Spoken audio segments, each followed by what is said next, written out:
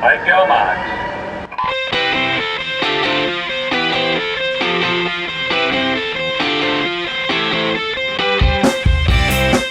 You're listening to the Pool Boy Podcast.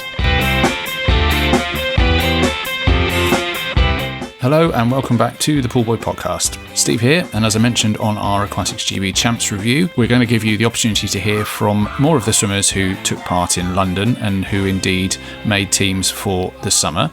Bob was in the mix zone all week, so let's start by hearing his chat with Duncan Scott after the 200 metres butterfly. So sub 155 in April, what's your assessment of that? Yeah, it's, I'm happy with that. Happy we're able to consolidate on last year. It's obviously a big PB and one of those where you're sometimes a little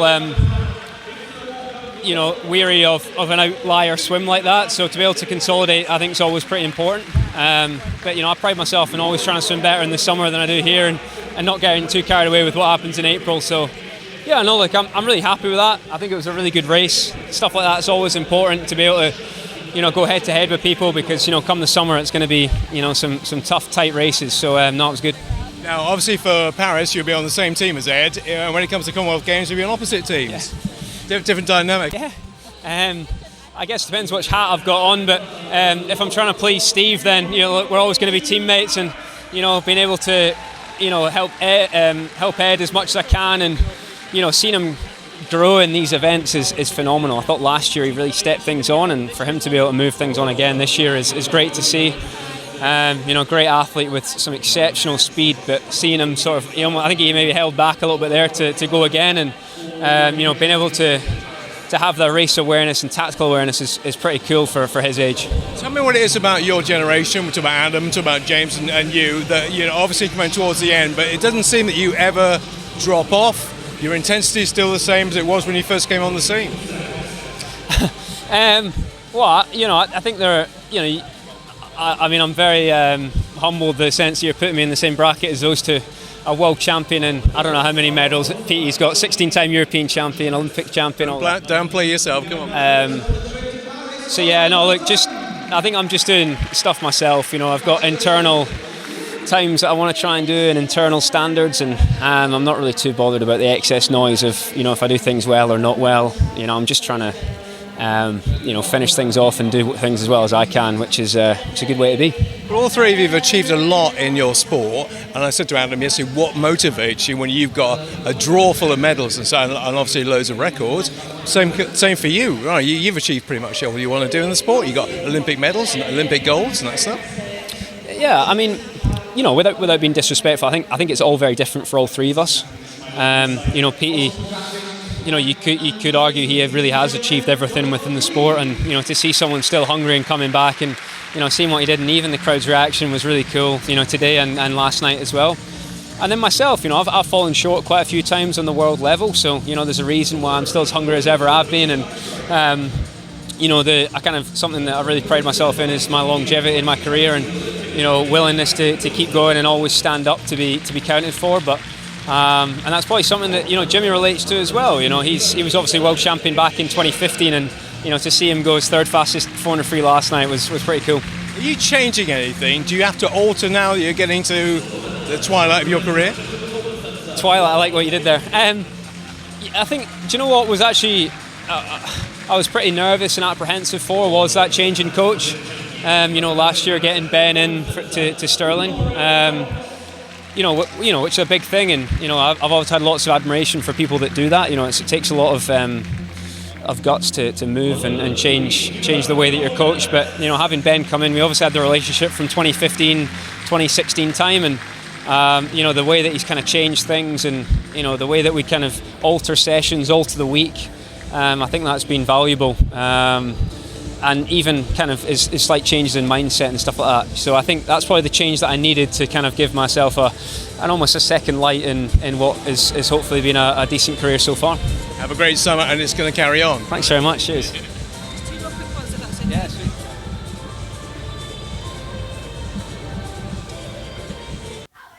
Duncan obviously held off Ed Mildred to win that 200 metres butterfly in a really tight race. Ed was in good form all week and qualified in both the 100 and 200 butterfly for the European Championships. Here's what he told Bob after the 100 metre event. Two nights of great swimming, as far as I could see. Yeah, definitely 2 nights of great swimming.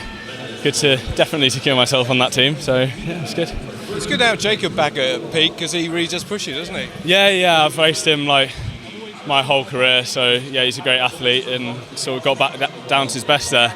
I could see him a little bit, and I did make me sweat a little bit, but no, it definitely pushed me onto a great time there. And you weren't leading at the term. Was that in the plan? That's all right. Yeah, I knew I wouldn't, especially against someone like Jacob or Lewis. They're front end swimmers. They're great there, but I know I have like the 200 fly side of me to like really back me up. So. And you would have been at the beginning of the year looking at progression into Commonwealths and Europeans, hoping to make it. Where are you at this stage in terms of preparation? Yeah, of course, always like looking for constant progression. It's just like a stepping stone in the right direction, really. To be honest, anything that comes from it is like just a bonus. We obviously trying for PBs and not really looking at times too much, but I mean that's just the indicator of how well. Are you prioritising anything for Glasgow and Paris? No, very evenly split. Like as we saw this week, both are really good. Both probably up there in finals. So yeah, but not really prioritising one over the other. Enjoy it. Thank you very much, mate. Switching to the women's events now, and Eva Okaro was someone who swam really well all week. In the 100 metres freestyle, she set a PB of 53.75, her first swim under 54 seconds, and here's what she had to say about that swim. Eva, congratulations. I'm going to use an American swimming word now you're based over there, attack, which is pretty much what you did with that race, wasn't it? Yes, I mean, the first 50, I knew that I had to go out quicker than this morning, and honestly, on the way back, it was just swim for dear life, but it was pretty good, yeah. The adjustment you've had to make in the States, what's the difference between that and where you've been at Repton? I think overall the training's harder. I've been doing more meters than usual. Well, yards, but in meters it's a lot more. And I think also just turning up for training all the time and trying to swim my best every session has helped me a lot. A lot of people have been talking about you for a long time. There's been a lot of expectation on your shoulders. Do you think you're now starting to show that and reaping the dividends? I mean, after my swim this morning, I was kind of skeptical going into the final. Like, I knew it was going to be really hard, and I really wanted to come top 3. So I tried my best to just stay in front and hold my own. And I think I did that. So you've got a lot of individual swims to come and relays as well this summer. Yeah, I mean, obviously I've always loved being in a relay. Like, I'm a big relay swimmer, especially being a sprint freestyler. But I mean, I'm just happy to put my best forward and potentially make a team and just like be able to swim with these girls again, because it means a lot to me. And obviously in the US I'm not racing them all the time, so it's been nice to come here and race with them. You sound like you're quite hard on yourself. What are your expectations for this summer? I would say I'm actually pretty hard on myself, but I think it's mainly just to put my best foot forward and swim a good race, put down a good time, because I know I've had so many swims in the past where I haven't swum how I wanted, and that's mainly just because I haven't been present while I'm racing. So I think that's the main reason why I've got these expectations for myself, because I know I can do it, but sometimes it's just in my head, or like literally not even thinking like, oh my god, I'm in a race, you know, and I'm like halfway through, I'm like, I like 75 in the 100, and I'm like, shit, like I'm racing, you know. But I think it was a good race today. And you'll be racing in front of a home crowd in what, 12 weeks time? Yeah, I mean, that's going to be really exciting, and I do love commies. I mean, I didn't make the Commonwealth team a few years back, but I'm excited to potentially race there this year. Enjoy. Thank you. Someone who knows all about winning at British Championships is Adam Ramsey PC. He won the 100 metres breaststroke, just holding off his protege Philip Nowacki. Here are his thoughts on that event and the championships coming up in the summer. It's great to see the youth coming through now. It's a very fast 100 metre, and that's only going to get faster each year, and we've got to make sure we're on our toes. So I did go somewhere, but where I did go was for the benefit of me in the future. So, we're looking at, that kind of road to Paris and what it's going to take, and it's going to require everything. One thing that has changed is you've now got somebody to race. You went through all those years where it was you against the clock. How different is that? Well, to be fair, I had Wilby, who pushed me, very hard. It's a very different place to find myself in now, because I almost feel like I'm leading the charge, but also willing to give these guys as much as I can before I do hand over the baton, whenever that day is. But I mean, it's a true privilege to be in this position. When you've done so much and achieved so much, what motivates you? What keeps you going? Well, I'm born to win. To be honest, I know I'm a winner. If I have the best true self, a humble, and I can approach a race how I'm meant to, I know I can win. It doesn't motivate me, it's just my expectation.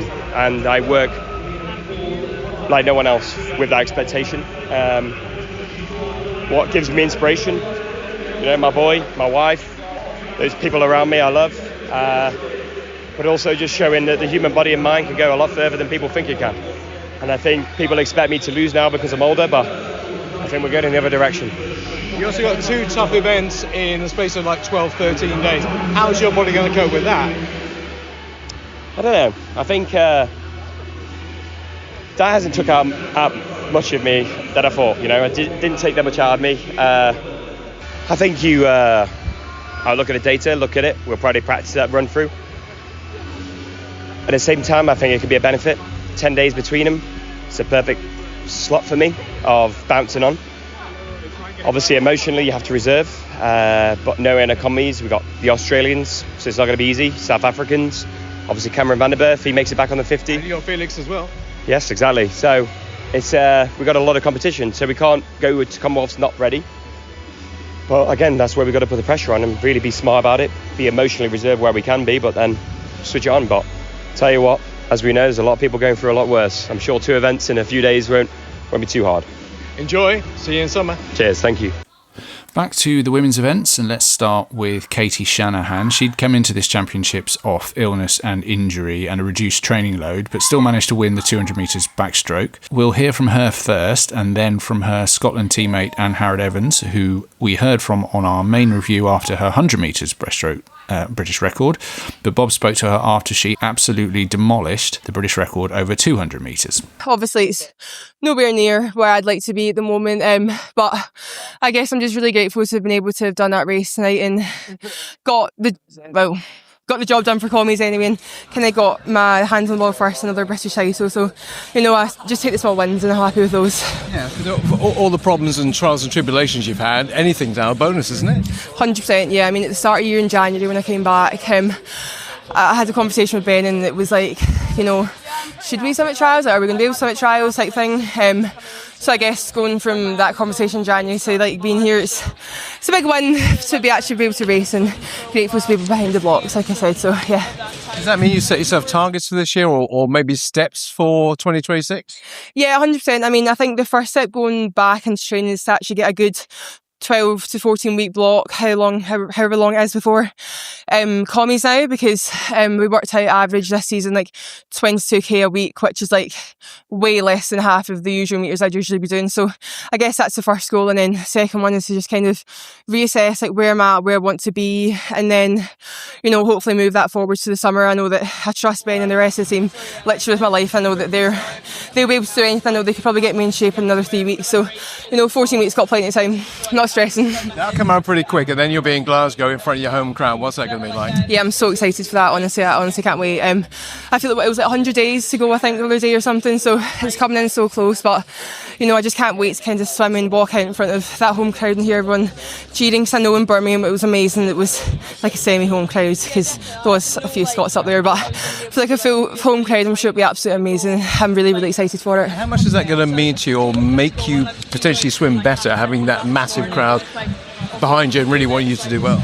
Oh, it would make me swim better so much more. I remember, thanks Kirsten, in Birmingham, you know, I kind of went into that meet not expecting anything, and I remember in like both swims the crowd really cheered me on, and like they definitely got me to the end of those 2 swims to get the medals. So hopefully they'll be able to do that again in summer. Enjoy your block of training, if indeed you can. Thank you very much. Thanks, thank you. I want to know what your reaction was when you saw that time. It still has not settled in. I thought I could hear the crowd really loudly, and I was hoping that I was beating my PB. To not only get the British record, but to be the first British woman sub 220 is absolutely phenomenal. You know, that has not set in, and I don't think that will for a long time. Not just breaking the record, smashing the record by a second. I know. I think if you've seen all the training that I've been doing with Ben and Brad up in Stirling, credit to them because they set me up perfectly for that race. To be honest, I didn't feel good all day today. In the warm-up, I felt atrocious. But, Ben said to me, you don't train 9 times a week, and the settings that we do to just swim fast when you feel good, you swim fast through the good days and the bad days, and that's exactly what I did today. And I trusted myself in the water, and I had fun doing it. We've seen so many breaststrokers fall apart in the last 50, and I'm going, please don't tie up, please don't tie up. Is that going through your mind as well? Completely. This 200 final last year, I was under British record pace to 150, and my last 50 hurt, let's just say. And I could sense that the crowd was really loud at 150. And the last thing that I was willing to do is let the same thing that happened last year happen this year again. And we've been working on the back end speed, and it just came along perfectly. And I trusted myself in the training that I've done, and it's showed up well today. The rest of the world's going to be looking at that time going, what? She can do that? I'm joining the rest of the world. I don't know how I just did that, but I trust my coaches up in Stirling, and whatever they're doing to me and whatever sets they're giving to me have been working. So, it's a really, really good step forward going into commies and Europeans. I was about to say, does that change your expectations for Glasgow and Paris now? I wouldn't say so. I was always aiming for medals regardless. I knew I was faster than a 2:22 swimmer before coming to this meet, but it's definitely exciting going a 2:19, but I was always aiming for those medals. They're always going to be in the back of my mind in training, and that should be everyone's goal going to commies. You should never not be aiming for a medal, so it'll be good to challenge those European girls as well. We're massively excited for you now because we're going, the sky's the limit. Could she go 2:18 high, perhaps? Well, hopefully. I guess that will be the new target. As soon as you break one record, you have the target for the next one. I feel like I'm always proud but never satisfied, so it's on to the next goal now. And to do a home Commonwealth Games, how much does that mean to you? That means a lot to me, especially with the crazy Scottish fans. I feel like that will be an environment you just can't match anywhere else, so I'm super excited to be representing Team Scotland, and it'll be a really, really fun summer that I'm really looking forward to. You could have represented 3 of the home nations, couldn't you? I know. I'm very, very lucky to have the choice. But it always came down to where my coaches are, where my teammates are. It was a performance-based decision. It would be too much of a mix-up to just suddenly switch nations to, I guess, England, where I grew up. But I don't have a relationship with any of the England staff and coaches. So I just want to stay with the coaches that I work with day in and day out. And that's, I know that I'll get the best performance out of me in summer. You have a really good meal tonight to enjoy and celebrate after that. I will. Thank you so much. One final interview then, and we will hear from Ollie Morgan, who won the 100 metres backstroke in a very fast 52.41, but it was a swim he wasn't actually that happy with. Here's what he told Bob. Knowing what a perfectionist you are you happy with that time? To be honest, no. Just go back and have a look. I think obviously with the starter thing, it didn't really help, sitting around in the pool, but again, no excuses really. But hey, I've been trying new things in training, with altitude, training with a different group, doing different work, just implementing new things. So again, it's a building period. I can't complain. What kind of things you've been trying? Altitude. So just training with going to the Albrecht system. Stepping away almost from what I've been doing at Birmingham. It's just a transition period really of adaptation, and it'll just take a bit of time. I've had a bit of a niggle with my shoulder over the last few weeks, so that's not been ideal. But hey, you come in, you perform, and you see what you get. Overall, I can't be disappointed. And you're going to have Commonwealth Games followed by Europeans pretty much back to back. How are you going to set up for that? It's really exciting. First Commonwealth Games for me, first Europeans long course. It's another opportunity to go and represent Great Britain, represent England. It's going to be slightly different. Going back to back, big competitions, but we'll work something out, and we'll be there raring to go at both of them. You've also got some new names that are snappy at your heels now. Luke's obviously more of a 200 swim, but you've got people who are really improving behind you, keeping you honest, I suppose. Yeah, 100%. Obviously did a bit of work with them guys at altitude, which was really good, going head to head and challenging each other. So no, it's been nice, and it's good to have them pushing me. You can't get complacent, and I'm chasing the guys on the world stage, so you can never take your foot off the gas. Are you a targets man? Have you set yourself any kind of goals for this summer? 51 point in the 100. Simple as that, and then it's just see where you come away with it. Just got to be my best, and keep improving, and the places will come and the medals will come with good performances and good times. Niggle's going to be okay, is it? Yeah, 100%. It's just one of those little taper things, and it comes and goes here and there, so it'll be absolutely fine. And that's it for this special extra edition of the Pool Boy podcast. I hope you've enjoyed hearing from some of Britain's top swimmers back in London. Coming up next, we have my interview with GB head coach Steve Tigg as we talk about everything coming up in the summer. You can find that in your feed very shortly. Until the next time we are here, though, if you want to get in contact, it's at Poolboy on X or at Poolboy UK on Instagram or poolboy.co.uk/contact to send an email. Thanks for listening. You've been listening to the Pool Boy podcast. For more episodes, visit www.poolboy.co.uk/podcast.